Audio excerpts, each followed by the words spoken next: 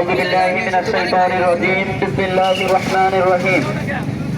আজ ৩৬শে জুলাই বাংলাদেশের দ্বিতীয় স্বাধীনতা ফাতেহি গণভবনের আজকের উপস্থিত কয়রা উপজেলা শাখার বিভিন্ন পর্যায়ের নেতৃবৃন্দ, উপস্থিত সংগ্রামী ছাত্র জনতা, আসসালামু আলাইকুম রহমতুল্লাহ। বিগত দিনে খুনি হাসিনা আমাদেরকে ক্ষমতায় আসার পর থেকে বিভিন্নভাবে জুলুম এবং নির্যাতন চালিয়েছে। ক্ষমতায় আসার পর থেকে বিডিআর বিদ্রোহীর নামে আমাদের দেশের সেনা সদস্যদেরকে হত্যা করেছে। আমাদের দেশের শাপলা চত্বরে মুসলমান কওমি শিক্ষার্থীদেরকে হত্যা করেছে।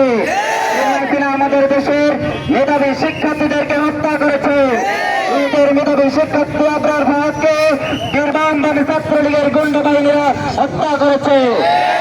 যারা আধিপত্যবাদের বিরুদ্ধে কথা বলছে তাদের বিরুদ্ধে অবস্থান নিয়েছিল খুনি হাসিনা।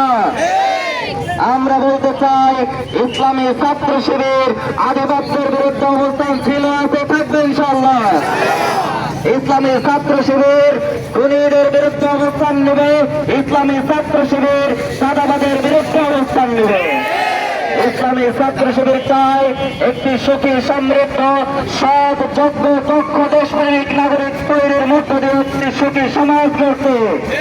ইসলামী ছাত্র শিবির কাউকে আর সুযোগ দেবে না এই দেশে ফাঁসিবাদ কায়েম করার জন্য। ইসলামী ছাত্র শিবির চাঁদাবাজদের বিরুদ্ধে অবস্থান করবে।